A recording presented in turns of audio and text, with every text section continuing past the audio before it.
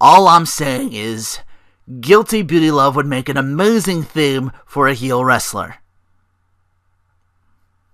I mean, if you really sat down and think about it, yeah. No. Shit, I'm doing this by myself. That's right, I forgot. Welcome to the Single Player Podcast. Because that's only me. Good news first, for those of you who don't follow the multi-tap from Kizzy or familiar with his channel and just coming here like on your own, he said he would do his bi-weekly now instead of like every other week because he failed to kind of get that on time. So, which leaves me to announce that I will be doing the Single Player Podcast bi-weekly. And if you want like results for the other week or whatever, just go to the the multi-tap podcast. Again, we're the only ones with a hyphen on Kizzy's channel. He's got to, check his playlists. Go look at multi-tap podcast. That's where we're at now. So if you like miss a week or something like that, if you're just following this along, then you got something to avoid confusion. But anyway, I'm gonna talk about my usual things. Before I get into that, I stumbled upon a Japanese Let's Player playing their version of Beat Down Fists of Vengeance, and their intro for that's really different. But during said intro of the game, I finally found out what the J stands for in Joseon J, and it apparently, it reveals, in the top part of that intro, they literally come out and say that the J stands for grappler, not even joking, the J stands for grappler, Joseon J. So yeah, he's Joseon Grappler. The video in question is, I'll put that in a link below, or annotations, or I guess in the description below if you're interested in seeing that. If you want to see, it's weird. It has it's kind of a reverse Yakuza, where the Yakuza games have English, they still have the Japanese voice actors, but that's just English dialogue, English subtitles. It's the opposite for that. So even Japan can't escape Crispin Freeman, who's been in fucking all of my videos for what I've been playing this week. Ultimate Alliance. There's no escaping him. It would have been funnier had I actually gone with what I was originally going to do, the DC version of that, which Crispin Freeman is Superman. So, kind of. But yeah, I've also been playing more Samurai Warriors 4. I like a lot of the new characters. I think my favorite one, just design-wise, is Takatora Todo, who's just ninja guy with really long blue scarf, and that's always the thing I've liked. I always thought scarves were really cool. I have a scarf for the winter or something like that. That's the only bad thing about the weather actually starting to pick up now, and so I can't wear my scarf anymore without sweating to death. Well, it's still kind of cold. It's in March, so it's still trying to break out. There's no snow, but it's still very, very cold in certain places at the time of day.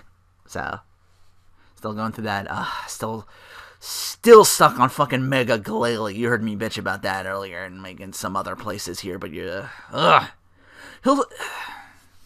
he's a pain in the ass, because when he's not turning shit into useless snow runts, which don't do it much damage to him anyway, because he's an ice type, when you need a bunch of other types to hurt him. They have that going for him, if you're types that you're using to match up in rows of 3, 4, or 5 or stronger. The main problem with Mega Glalie is that every once in a while, his attack is freezing 2 whole fucking columns. It's a third of my fucking screen to match shit. It's because it's 6x6. But yeah, he'll just and you can't move those pieces at all. And more often than not, by the time I get him to they're giving me 20 moves to do it in, and I could barely get him down to halfway health at that point. When he's already freezing shit, and I'm ugh. Because he limits your moves, I can't do all the things where you really start to do damage to him, is where you get you match 4 of the sim or 5 of the sim, and you'll get your bonuses, you'll do more damage, you'll cause burn, depending on your type, or sometimes it's like paralysis, so he can't attack or do anything for a while, or if he's asleep or something like that. And while he's asleep, and if you match things, you'll do more damage. It's a lot of little things. So I've been having to grind a lot in that, and my particular poison for grinding in that was the other ice type I got for the extreme levels, which they work differently than the normal ones. I've been grinding on Articuno. Now, the normal levels, it's like, take out his health bar in this number of moves. For the EX stages, like the extreme, they're called EX. I don't know if they're like extreme, I don't know what it stands for, but it's EX in big letters.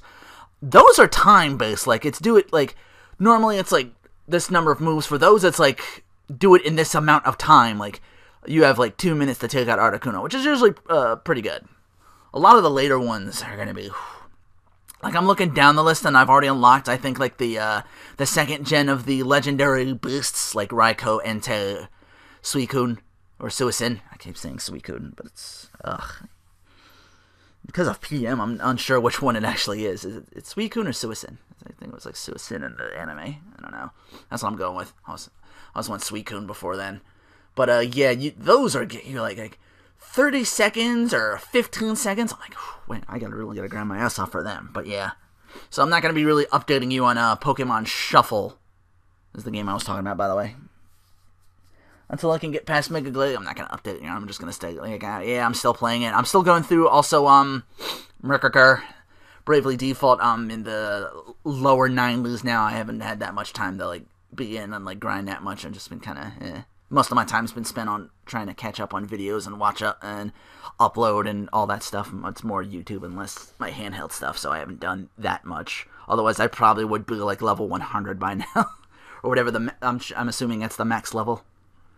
But, anyway. Gaming news. Good news and bad news for Mortal Kombat 10. The good news is the newest trailers reveal that Johnny Cage and Sonya Blade are indeed playable. So, yeah, we got daddy-daughter fatalities. Took your mom to be killed. Just weird. Of course, not that it stopped Shao Kahn and Kitana and Melina, but, Khan's an asshole, and not a likable asshole like Johnny Cage. Like, and he was adoptive parent, like, not real blood from what I remember from the story. Like, he's not a Dunian, he's from Outworld or something like that, and that's where they got Kitana, and Melina was a clone. And I'm willing to bet they probably waited till last Friday, which was the 13th, to reveal that Jason Voorhees is from the Friday the 13th franchise is going to be in MK10 as well. As it was like a combat pack or something like that. What they said it was, like combat pack 1 or something like that. But yeah, that's the good news. The bad news is for the April 14th release for Mortal Kombat 10 is only going to be for next/current gen, depending on how you look at it. It's only going to be for PS4, Xbox, and PC. PS3 and 360 owners will have to wait until the summer. And 2 words that can potentially kill any fighting game boner: region locking. I don't know if it's for all versions. They said it was for PSN. I don't know if it's for all versions or not, but yeah. Yeah, not that much in gaming news, at least on my segment this week. I know, whatchamacallit's coming this Tuesday. I already have a reserve for, like I mentioned, the sequel to The Guided Fate Paradox, The Awakened Fate Ultimatum. That's tomorrow for those interested. So I'm gonna be picking that up. I don't have much for gaming news. I don't have much for the scoping for Renoa. The only one I guess I can talk about really, kind of on and off, just because she's been in a more. I know in the multi-tap I talked about Bubble Monkey. There's another one I'll mention here called Pandora herself, and she's been like here and there and everywhere as far as other abridged you might have seen. One of my favorite things from her channel is she's done a bridge series for Lucky Star and The World Ends With You, which I think is just a couple episodes though. She didn't really. I guess she's like really busy with like real life shit or something like that. So. Anyway, I just remember one of my favorite things from her was from the Lucky Star episode 3, where Konata's going on about how why the cosplay cafe hired her, and she's like, it's they just wanted me for my figure, and her response is abridged, Kagami is like, you mean lack of? And she's like, exactly. I'm a rare commodity, small boobs are considered a status symbol, apparently, according to the actual anime and abridged herself. And the line I'll never forget from that is just like, as Kagami, she's just like, I'm sorry, I misheard you. I thought you just implied that small breasts were rare in Japan. Yeah. But yeah, she's been in a lot of them. Like, if you look on her channel, you get like her voice work for the year or something like that. She's been on she's been on a lot of different abridged series you might have heard her in.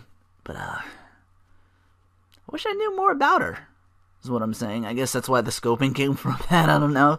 Like, I don't know that much about her. Like, she doesn't have like a vlog, the Starries vlog that Bubble Monkey had. But yeah, I'll put links in for all those. Bubble Monkey, the Starries vlog, and Pandora herself. So yeah, it's not really that much scoping, just because, again, she's kind of on again, off again. But yeah, I've always been seeing her videos, and it's like, oh, she's in this. Okay, cool. And she's always a delight to listen to, just in that regard. What's this? Snacking for a No has officially bled itself into my podcasts? Yes. I was kind of disgusted and weirded out by the noises I would make during, so I'm no longer, so it's going to be different from now on. Snacking for a No is going to be a podcast thing, so, and I'm not going to be eating things during. I'm going to, if I've already eaten it, and I will tell you what I thought of it afterwards, so you can skip all that unpleasantness, because even though I did sit away from my mic when doing that, it's still a really, really good mic that can pick me up from that far away, so I'm just changing how it is. It's still going to be the same segment, it's just going to be a lot smoother, I guess, would be the, for lack of a better term, because you're not hearing me, like, eat things or drink things from far away. So, first things first, the, chicken ravioli from Chef Boyardee. Sadly, they use a lot of pepper and or oregano or some kind of seasoning in this with this, because the sauce was way zestier than it usually is for just, like, regular beef ravioli, and it was to the point of, like, being really spicy, and in a way, it's like, oh, this is going to be Heartburn City, me finishing this, so didn't do too well for me, unfortunately. And yeah, beef ravioli has never done that spiciness that the whatever. And if they did do it to that degree, is the day I stopped eating Chef Boyardee beef ravioli. They did a mac and cheese also, which I think is okay. Their chicken Alfredo I really like. So if you're looking for something other than just the beef ravioli, pick that up. They used to do an overstuffed too or something like that. I don't know if they do that anymore. I haven't seen it. I may have to look. I may have to check again. Dare cookie chips. Are they cookies? Are they chips? They're actually more like a really thin ginger snap kind of, but except they're not ginger. It's like that kind of that kind of cookie. But they're like really super thin, so they crunch really nicely. And I've seen 2 flavors so far, but the one I picked up was the sea salt caramel, and they're really good. I liken them to like biscotti, so they're probably going to be like amazing with like a hot cup of coffee or tea or something like that. Like any good biscotti or ginger snap would do already. So unlike the Chef Boyardee chicken ravioli, these are very highly recommended. Check these out. There's the other flavor is chocolate chip. I'll have to try that the next time I do my shopping. Oh, mercy. Not so brisk, baby. Apparently they're new cherry limeade, and it tastes like Hawaiian punch with a hint of lime. Not that that's a bad thing, but it doesn't have much on the lime itself. It has like a really weird, ends up having like a really weird aftertaste to it. All it does, it makes it taste more like a mellow Hawaiian punch. So, stick with the iced tea, I say. It's not bad. It's certainly better. It was like the complete opposite of the Taco Bell's cherry limeade Fruitista, which was like loaded with like the cherry and the lime stuff. That it would, again, was like Heartburn City, but if you in small doses, it would like, wow, that would wake you up in the morning. Which is when I would used to do something like that. It was just like that thing that just early morning on. Just bleh.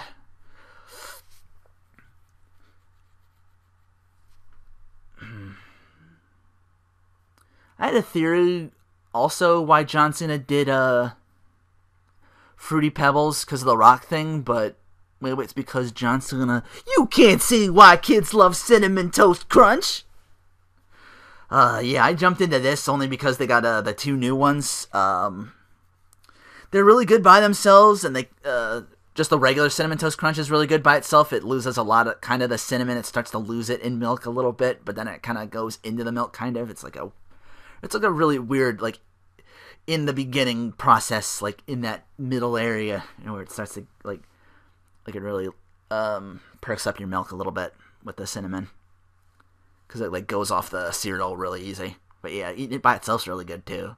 I needed to know if it passed the soggy test, and I don't know if it gets really, really soggy later on, but I tend to eat it.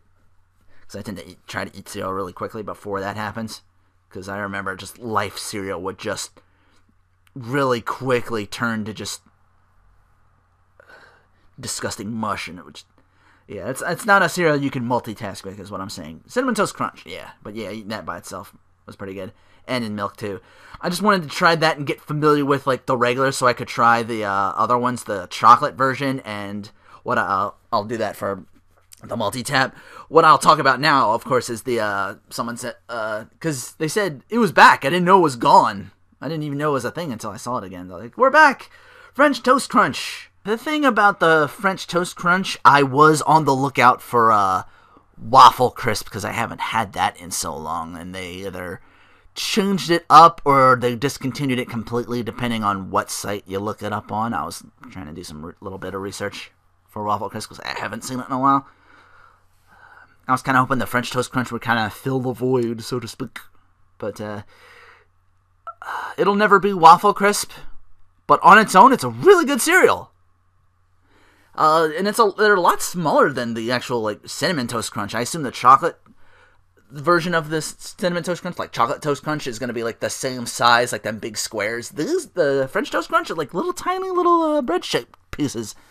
So you're getting actually a little bit more out of that because they're so small. So because they use the same boxes, so you actually get a little more cereal with the French Toast Crunch than you would normally. So you get more bowls out of that. So for the size and just being what it is on its own, they said that they were gone for a while. They're back. I for one am glad you're back. So yeah. Wow, I'm just blowing through this today, mostly because I'm not getting interrupted every 5 minutes. I do it too. It's give and take on the multi-tap, but yeah, I'm already on Raw and SmackDown. I don't know if I'll ever do I know there's questions for the podcast, and if you have some, you can just ask me whatever on the comments below, but I want to do mine differently. I want to bring something to you, ask you guys questions and see if you can come up with maybe some answers. Honestly, I'm looking for maybe some, if you guys want more additional segments from me, stuff I can talk about, leave me a comment below, and again, you kind of fit the thing, put the S word for Renoa, scoping for Renoa, scouting for Renoa, something like that, suplexing for Renoa, sandboxing for Renoa, snacking for Renoa, beating that horse dead into the ground, so much Persona 4. But yeah, bonus points for you if you can name a segment for something like that, this for Renoa, and here's the segment. And if I like it, I'll give you credit in my next multi-tap or single-player podcast, whatever I do, whichever one I do for that, and I'll give you credit, and I'll do the segment if I like it enough, and if I'm I can get behind this, I can talk about this, I have an interest in this. But yeah, anyway, let's get to the bulk of the podcast. Raw kicks off with Randy Orton heading to the ring, and the rest of the Authority, sans Stephanie and Triple H, are already in the ring waiting for him to get there. Kane says, we could have done this in private, but just to rub the crowd's face in it, we publicly welcome you back to the Authority. Big Show does too, but the crowd's kind of booing him, and he's just Big Show's I'm trying to have a fucking conversation here, shut up. So you want about the Big Show's face heel turns? He's having fun! I feel like there's gonna be, like, Matthew from Botchamania, like, the whole segment where, like, everyone talks too much. Like, Big Show could probably fill, like, a whole segment by now alone. I think maybe that's what he's going for. I don't know if that's on purpose or not, but, like, you could do, like, a whole segment on him alone, just like he did that whole Kali segment or something like that. But yeah, it's from them once in a while, and once Jamie Noble gets on the mic, who's fucking pissed off, like, we can't trust this guy, fucking RKO'd the shit out of me, like, repeatedly. I'm like, I can't trust you, Nydia, Randy Orton. But Rollins is like, yo, calm down, did Orton hurt your little feelings with the RKO? Mercury's like off to the side, like kind of holding the rope or something like that. He's just like shaking his head, like he's with Jamie Noble. Like he has that same reaction. He's just like, but he's a lot calmer about it. He's not like just like Noble is just like, fuck you, Orton. You don't like you. Is that, and yeah, I'm not exaggerating. He really does. I don't know if he's like off character. He has like that really strong, like you're done kind of redneck accent, but that's Jamie Noble. That's Jamie Noble's accent, like on TV. He's just like, Magnetia, you don't get a title shot. No, Randy Orton, Dark motherfucker. The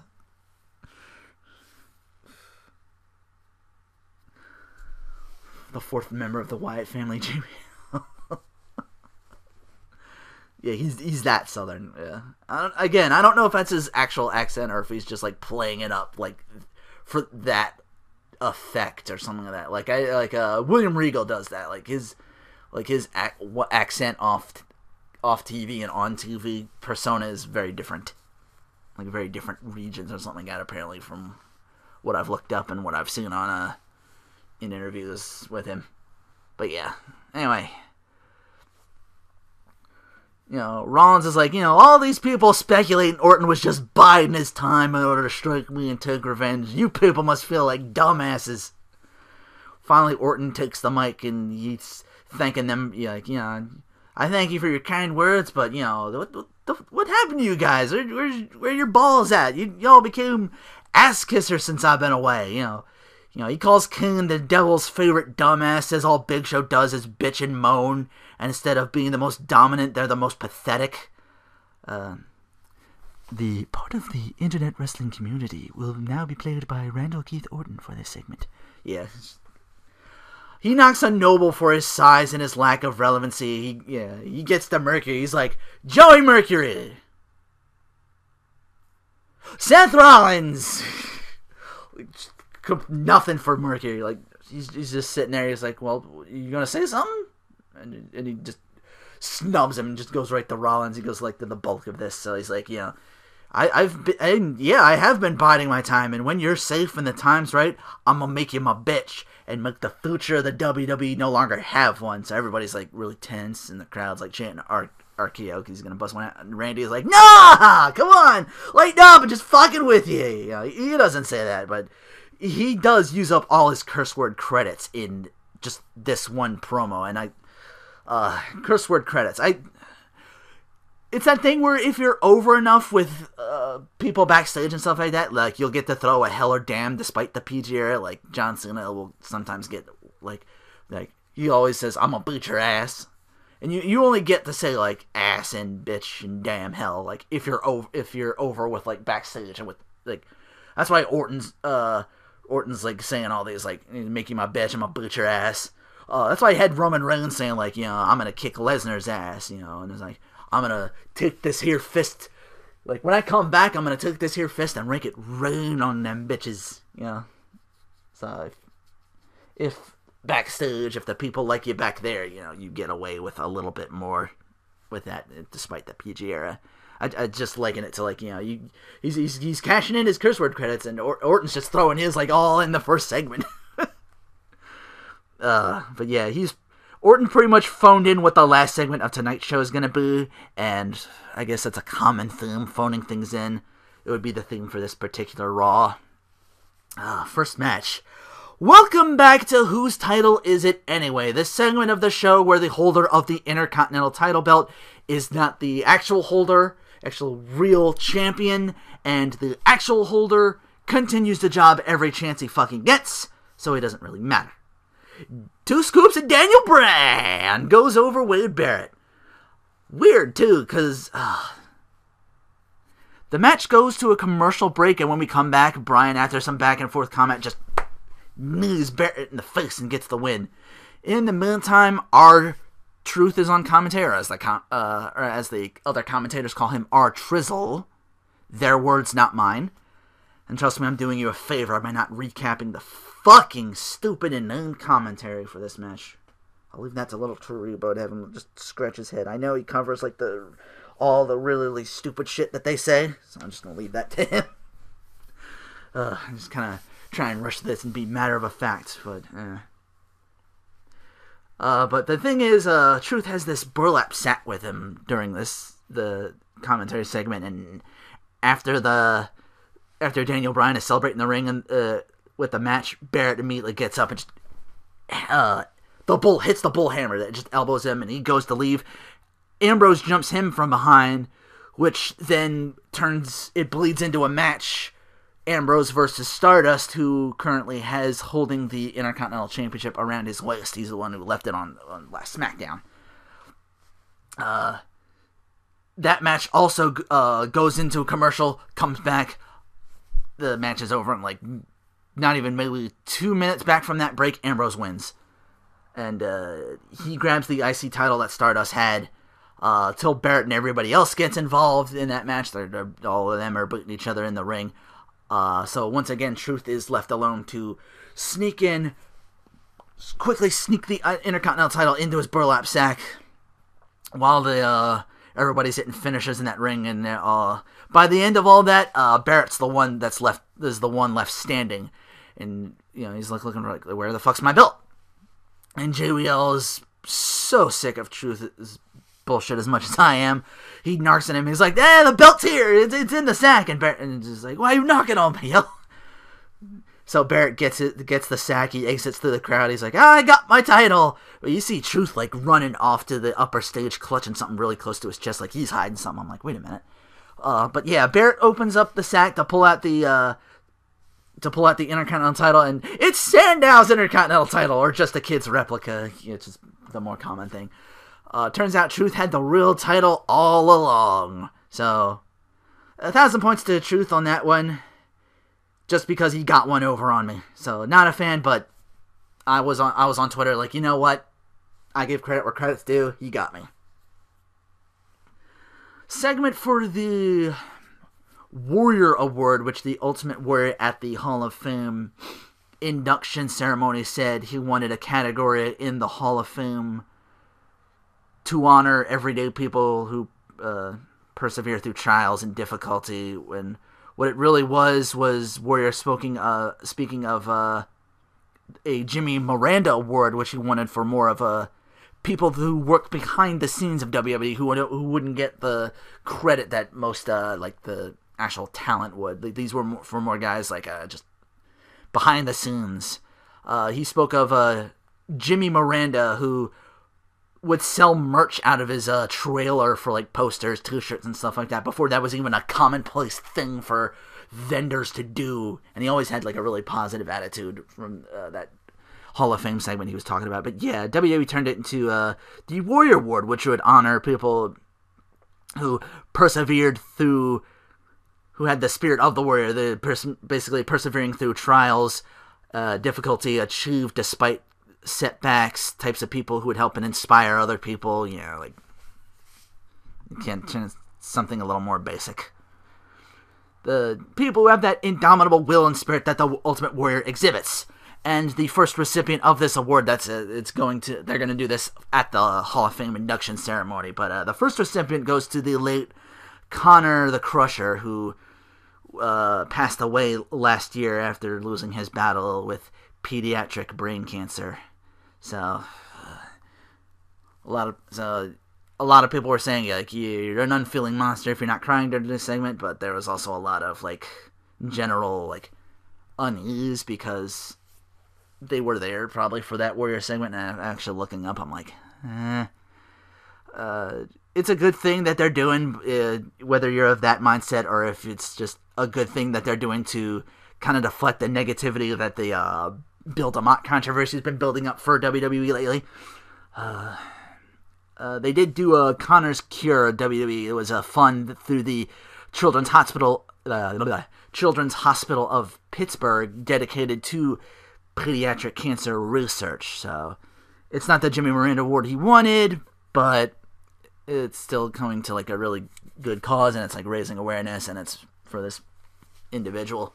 So, but again, it's not what he wanted, but it's a good thing, but it's not quite what he had in mind, and it was his kind of like his dying thing being turned into something else. So, yeah, really, really mixed reactions. And okay, looking at was at first like not really understanding like trolls were just being trolls, like people were like bitches were being bitches, like let bitches bitch is my whole thing on that. Just like, you know, let them think what they want. But yeah, okay, now it's a little more justified now that I've looked into it. So yeah, so usually I'm kind of against that, but you know what? For this, yeah, there's a reason for having the mixed reaction to that sort of thing. Okay, Paul Heyman segment, and which is always golden, but especially this one, because when he goes off, like it starts to reverberate, and people backstage tend to panic, I think, and I think that's what's the mic trouble in quotation marks. You know what I mean? His mic trouble that he had like last week, where his mics kept cutting out. We would get this here a little bit. So he shows up this video package on Roman Reigns' road to Mania 31, and he brings Brock Lesnar, the WWE champion, out. He understands, like Heyman says, you know, I understand how fan-friendly the Roman Reigns package was, but to Lesnar, it's propaganda and nothing but.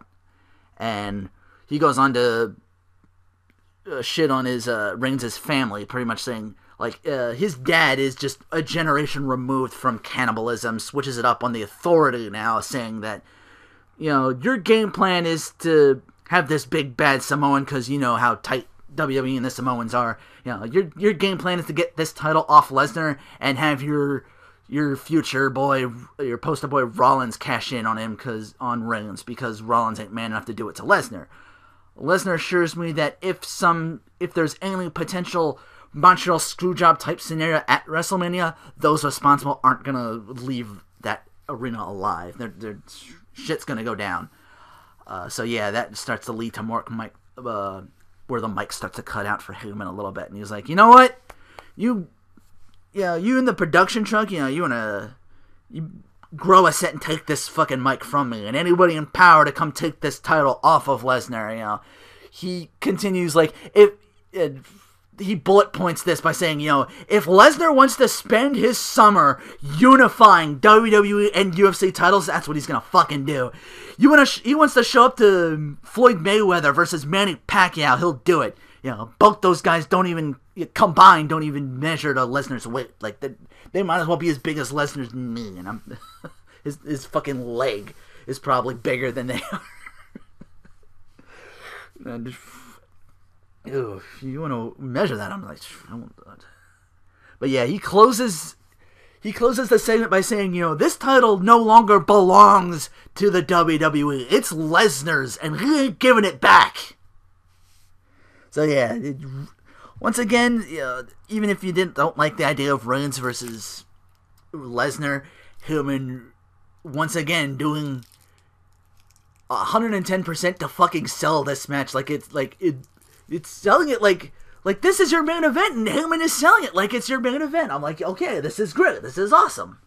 And it leads to my favorite tweet of the week, which goes to @HLNation, who just says Paul Heyman can sell alcohol to CM Punk, which was his tweet there, so kudos. So yeah, I'm like, yeah. Amazing segment. But yeah, back to more phoning it in.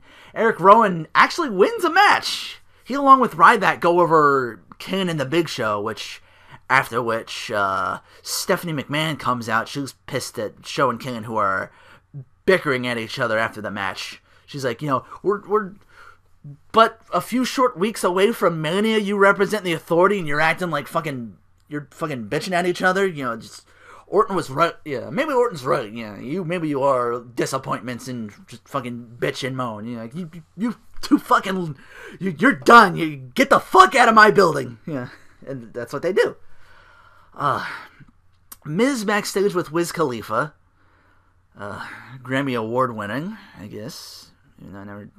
I don't know. Maybe it's just Renoa being Renoa, old man Renoa, not getting what's with the kids and everything. Because I watched maybe like the first couple minutes of this performance, like we them boys, like hola hola, we them boys, something like that. It's like over and over again. It's like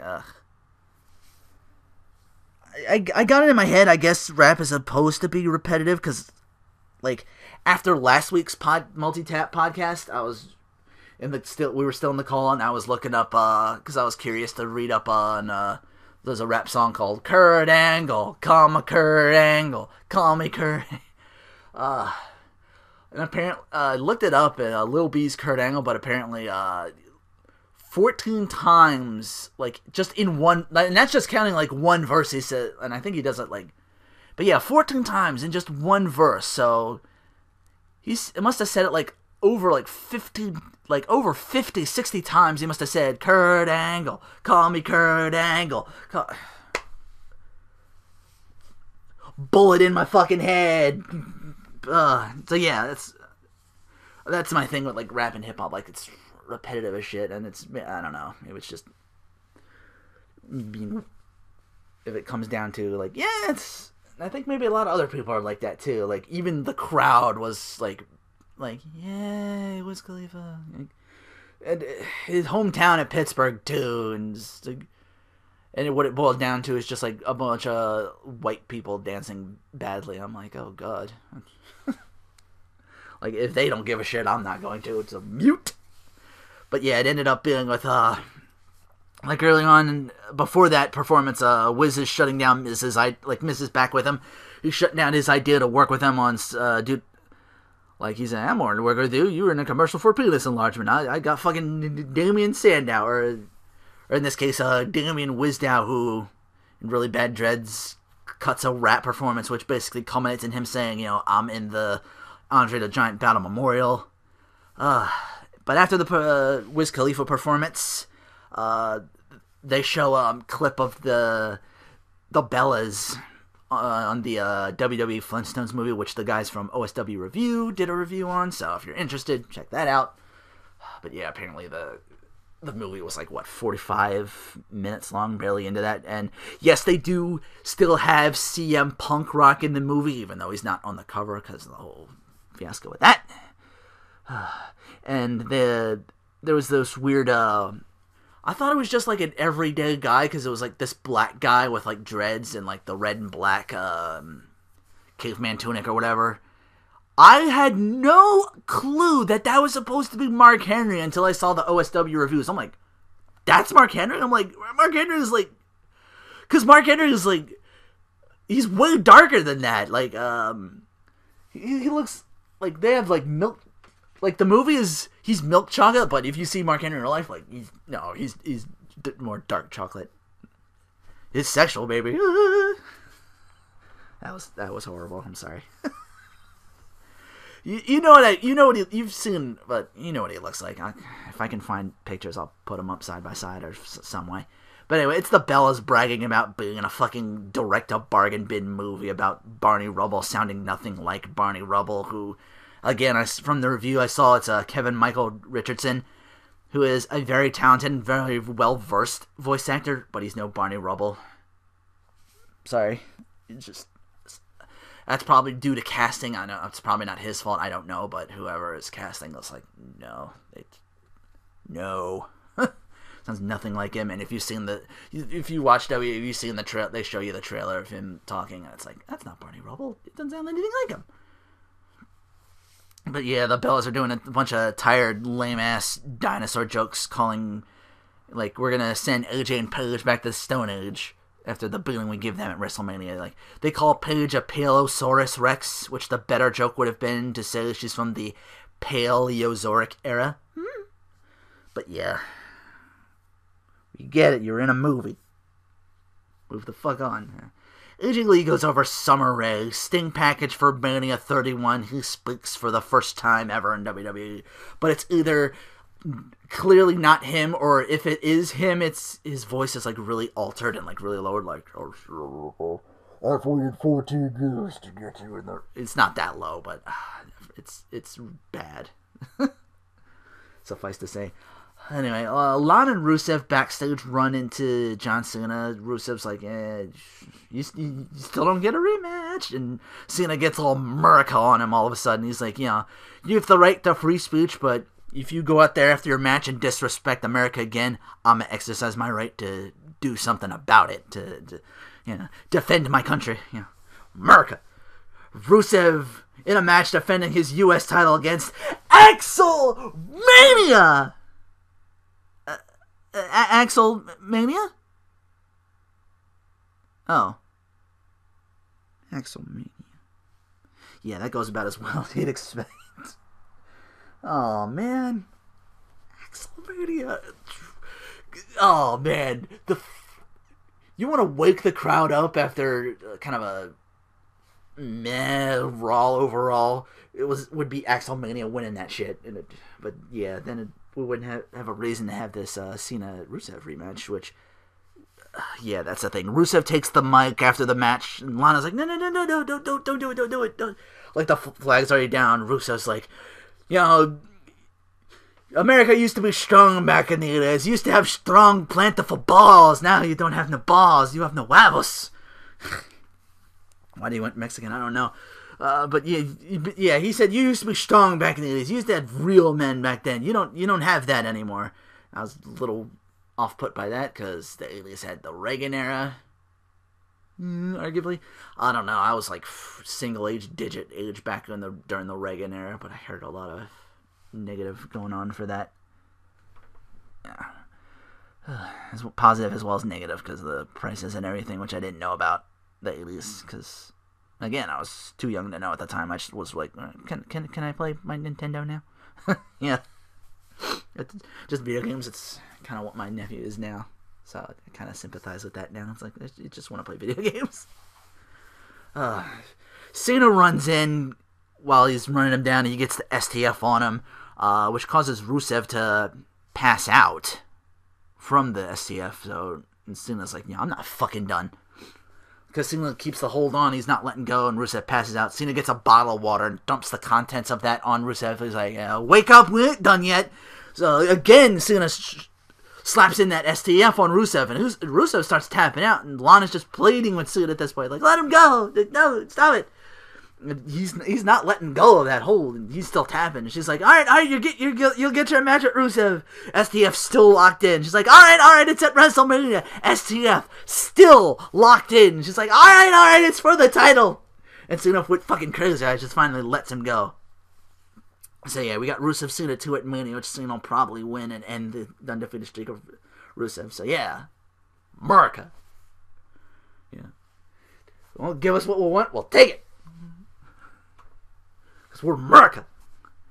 So yeah, these matches I guess were cut for time to make for Wiz Khalifa's 3-song performance apparently. So let's tune these next couple matches, and I'll try and explain as I go along what I mean by chaining the next couple matches, because the New Day's Big E and Xavier Woods, welcome back to active competition by the way, they go over the tag team champions, and as the New Day leaves, celebrating, Cesaro, Kid, and Natalya are arguing in the ring. The Usos with Naomi come out. Time for Naomi versus Natalya as we go to a commercial break, and we come back and that match is still going on. So yeah, they're bleeding one match into the other like that. It's the Ambrose and what was it? It was the first 2 matches getting bled into each other with the commercial break all over again. That's what that was. So they're doing this again. So we get really quick matches. So we get 3 in a row for this one. But Naomi wins. I think Natalya's distracted in some way by her husband fighting the Usos on the outside because I wasn't paying that much attention. But I do remember Natalya just getting really pissed off at Kid. She like grabs his tag title and she's like, "This shit's mine. I'm leaving." It's like, you can't leave. That's my title. I'm the tag team. So as they're leaving, Los Matadores head to the ring past Kid, Cesaro, and Natalya. So then we bleed into the Usos versus the Los Matadores. Go into commercial and we come back. El Torito ends up distracting one of the legal Usos in that ring, and I forget which the other one Matador is in there. But Matadors win off that. So yeah, 3 matches, they all get like bled into each other. Like, this match is going on, it's over. This match is coming up next because we got these guys out. It's like, ring the bell, we're going to have this match. They ring the bell during that, they have the match, and a little bit inwards, it's like, as Cole's like, this match will continue, blah, blah, blah, commercial, and they're still doing it, and then like a minute or two in, they'll do the finish. And it's just been that for like a couple matches. For the first 2 matches at the top of the show, and after that, the 3 matches I just explained, they did it for too. So yeah, a lot of, you got 3 hours, but apparently a lot of it's got to go to Wiz Khalifa, so we got to like all these fucking matches together. Like, oh. Yeah. So yeah, really weird. And I don't know if I'm a fan of it. I'm not. I guess is what I'm trying to get at. Alright, Wyatt segment with The Undertaker saying, I'm not going to worship you, I don't want to stand by your side, I'm just going to walk all over your bones on the way to the throne. I'm the new face of fear. You used to be feared, but this WrestleMania is going to be your resurrection, and ultimately your requiem, your last curtain call. And he shows that he actually has that, the urn. He's got the Paul Bearer's urn for The Undertaker. And he's like, I wonder if this urn can bring back the dead. He holds it up for a while, laughs, sets it down, and says, nah, this urn's empty and hollow, just like... And right before he can even finish his fucking sentence, the urn starts billowing smoke from underneath and outside of the urn. It's on like a table. The table starts to shake. The big screen starting to show there's like thunder, there's like the Taker lightning, the purple shit all over the ring. The familiar gong as the lights cut out. Wyatt's pleased as punch, like, he seems like an internet troll, like he's pleased as punch, he finally got his attention, like, I got a reaction, yay! He's like, ha ha ha! He's smiling and laughing, he's getting a reaction out of The Undertaker. The spotlight comes back on the urn, and also in the middle of the ring sits Wyatt's rocking chair, and I couldn't tell if it's actually The Undertaker's voice or just a recording of someone saying that, you will, at WrestleMania, you will rest in peace. And it says, the man comes around in big words on the Moon Titantron graphic. As Wyatt's chair is like lightning strikes it, and it starts to burn, it starts to set on fire, and Wyatt's still laughing his ass off. There are those who shy away from the chaos and those who welcome it with open fucking arms, and that's been Bray Wyatt for like his whole thing is just like, to bring that shit, man. Main event time. It's Roman Reigns in a handicap match against Seth Rollins and Randy Orton. Sometime during this match, J&J Security beats up on Reigns after he gets thrown to the outside. Orton is the Seth Rollins is the legal man, so Orton's on the outside. He's on the apron, so he jumps down. He's like, hey, what's going on? He's like, and Murphy's like, you fucking stay away from us, man. You get the fuck out of here. I think someone gets shoved down, like Orton's. No, I think it's I forget. But yeah, again, I know it's Jamie Noble gets uppity again like he usually does. He's like, you fucking Randy Orton, get out of here. You don't touch my nitty. No one likes your style. So Orton just like shoves him down, and Rollins looks outside. He's like, what the fuck are you doing? And he says it to he says it to the security. He's like, "The fuck are you doing? Like, we got this. We don't need you guys. Get the fuck out of here. Like, we can fucking 2-on-1 Reigns. We got this." And so they're like, "All right, we're just gonna leave now." So yeah, which leaves Rollins on his own with Orton and Reigns. So Reigns gets some offense after that. And Rollins, of course, has to go to tag Orton now. And sure enough, Orton refuses to tag, tell Rollins he's number one with both hands. Leaves Rollins to eat the spear and lose the match. And then Orton proceeds to... And I'm fearful I may be engaging in hyperbole here, but Orton proceeds to go on quite possibly the longest fucking beatdown I think I may have ever witnessed on Raw. Because Raw usually has an end time for me around Eastern Standard Time. You know, it's like 3 hours, but they usually have an overrun. Like, it's usually like 7 or 8 minutes afterwards. Like, it's usually like around 11:07, 11:08. Sometimes it'll be like a little later, like 11:12. No. This beatdown takes so long. Raw went to like 11:18 Eastern Standard Time by the time Orton was fucking done. So yeah, I was like... And after the end of that, I'm like, why the fuck you even have this match? Like, do you go to like just a normal one-on-one match? No, it's gotta be like no holds barred or something like that. Like, I mean, why even do that segment or even have the match in general if you're just gonna nearly fucking kill him here and there now on Free TV? It's like, okay, they gotta up this somehow. They gotta make this like a fucking last man standing or something like that. And if they don't do it, then that segment might have just...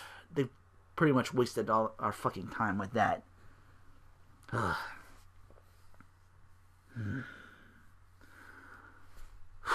So yeah, I was not a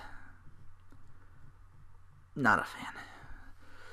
Alright, SmackDown kicks off with Daniel Bryan saying, ever since Fastlane, I've tried my damnedest to ignore that WrestleMania sign, because I cannot duplicate what happened at Mania last year when the Yes Movement propelled me to become WWE World Heavyweight Champion.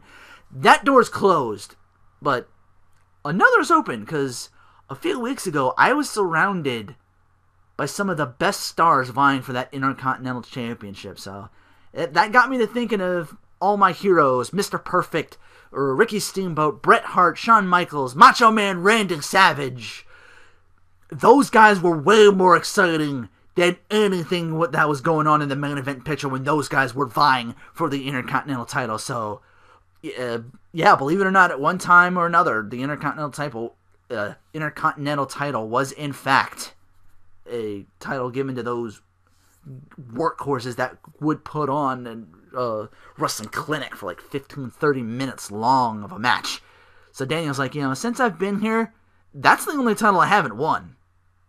And, I can't replicate the last year's WrestleMania moment, but I'll create a new one by throwing myself into that ladder match for the title. So, again, it's like the last week's intro to SmackDown where Daniel Bryan's talking and Barrett interrupts the actual champion. He's like, he's still again without his titles. Says, I'm still the real champion and I will be again after Mania, thus making me your new hero post that match, post WrestleMania. Ziggler interrupts by saying, you may never be Daniel Bryan's hero, but you'll be mine.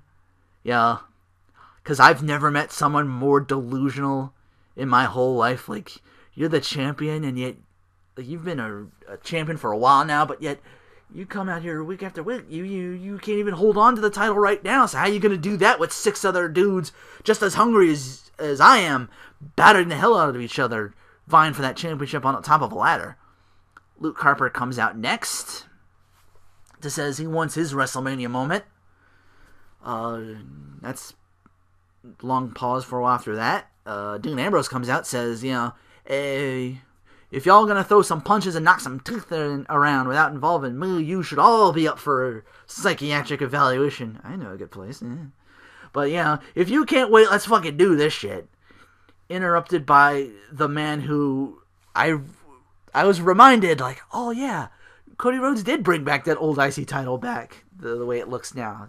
So he's there, the artist formerly known as Cody Rhodes, Stardust. He's frantically searching for his title that got stolen on Monday. He's like, he's screaming, like he's doing like a bunch of things. Like, it ultimately Like, where's my silver chariot, my ivory enterprise, which is still in R-Truth's burlap sack since Monday, so he comes out with it, says, I'm a holding on to this for safekeeping, and even though I'm afraid of heights, I am climbing that ladder, and goes on to say, possessions is 9/10 of the law, hashtag come and get it. So they brawl, and the faces are left in the ring looking ready to fight each other as R-Truth leaves with it, runs away with the title, so the faces and heels are beating each other up. And the faces are left in the ring looking ready to fight each other now, but they don't.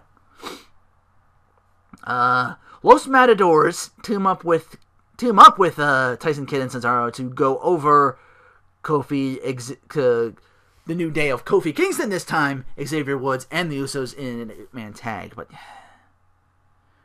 first the Usos, and now Kofi's jobbing to one of the Los Matadors, and not even the tag team champions. Like, wow. And since when are the fucking Matadors heel?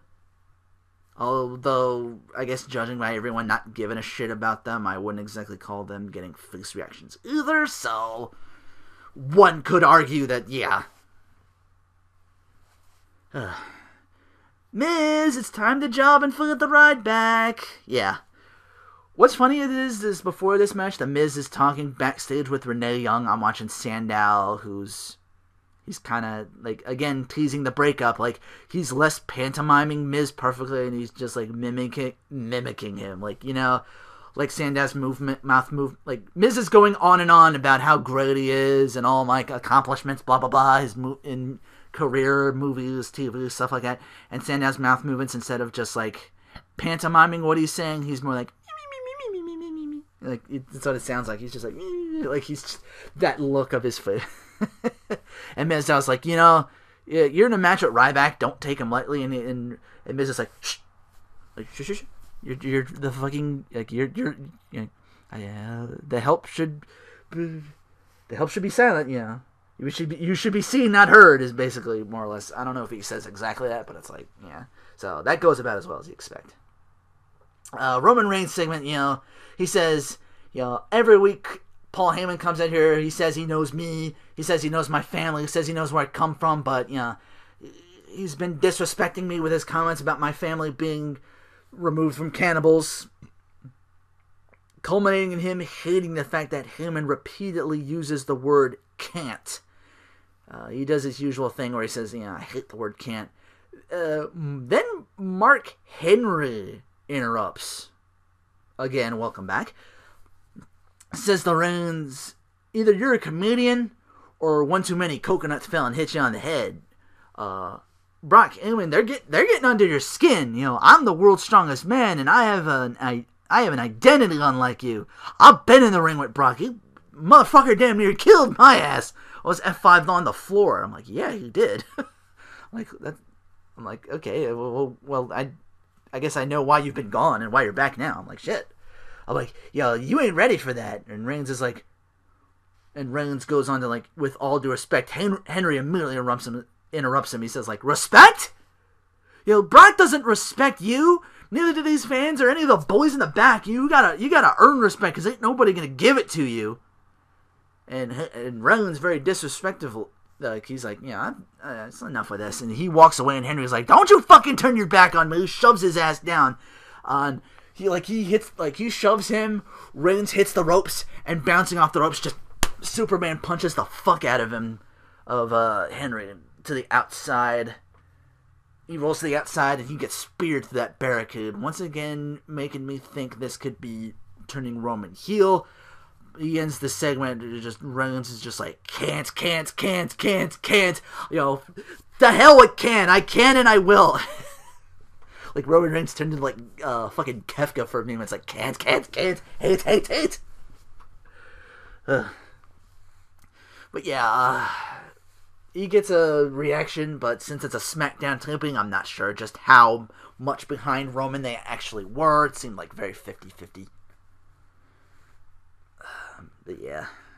Bella's on commentary. Ugh. So Paige and AJ win as Paige taps out Summer Rae. I come back. So I'm like, fuck this. I'll come back when the match is over. So I come back to Paige walking away with one of the Bella's jackets. I'm sorry, I'm being very disrespectful to Paige and AJ, but it's the Bellas on commentary. It only takes so much of the actual commentary team before you add on to it, you know. But yeah, I come back to Paige walking away with one of the Bellas jackets or something like that. Mark Henry backstage asked by Renee Young, she's like, you seem to purposely antagonize Reigns. And Henry's like, yeah, I was. My whole career's invested in the WWE, and you know what? Tonight's Reigns made a believer of me. I can't say he will beat Lesnar, but I believe he possibly can. So, yeah, the Roman Reigns, appreciation segment continues, another believer, And so, yeah, you can start to see what's starting to, it's starting to get a little forced now. I'm like, I was hoping they wouldn't do that, but yeah. Quick intermission of a Cricket Wireless segment teaming with WWE. It culminates with Dolph Ziggler giving a few fans some ringside seats for SmackDown. He's like, hey, you can come to SmackDown. I got Cricket Wireless teaming up. Yeah, get these ringside seats for you guys. And it's like, okay, that's pretty cool. Sit-down interview between Michael Cole and Randy Orton.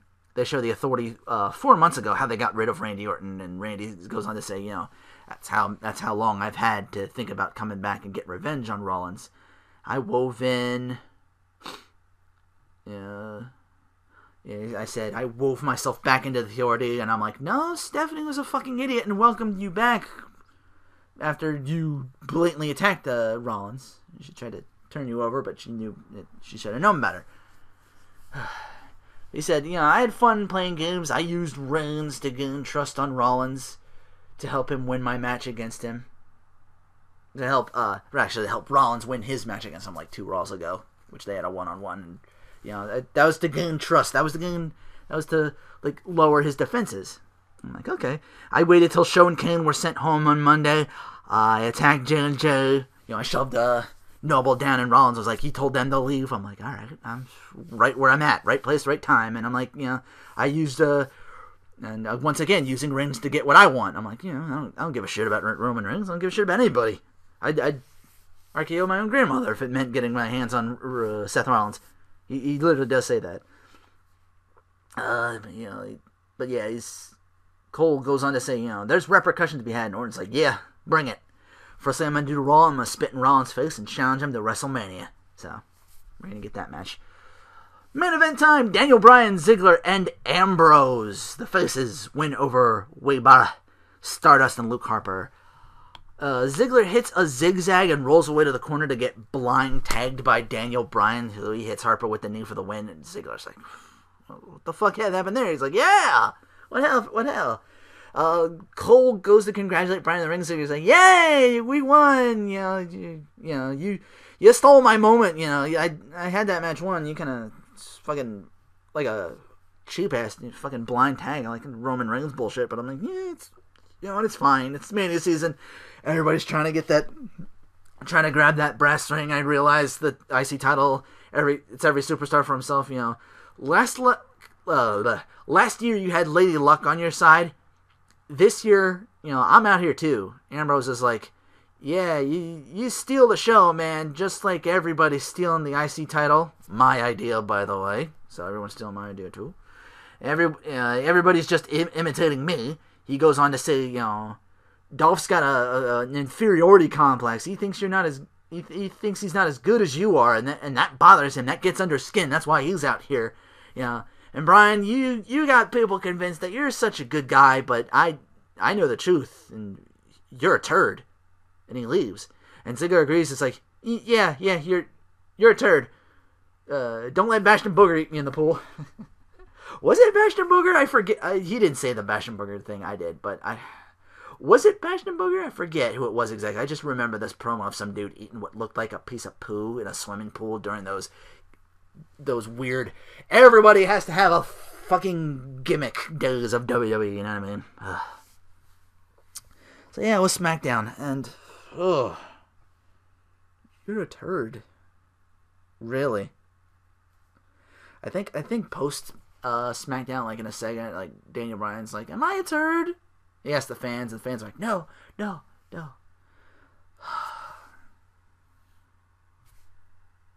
Daniel Bryan out to prove he's not a turd. Ugh. I know I know I keep making that sound it's like every fucking segment. But so yeah, Raw SmackDown is barely tolerable again. It's gone back to that after actually a decent Raw last week. So yeah. That's the podcast. Again, if you can think of more segments for me to do, feel free to leave a comment, or if you like what you thought about the show, what you thought about the segment, what you thought about Raw SmackDown, anything else, feel free to leave comments.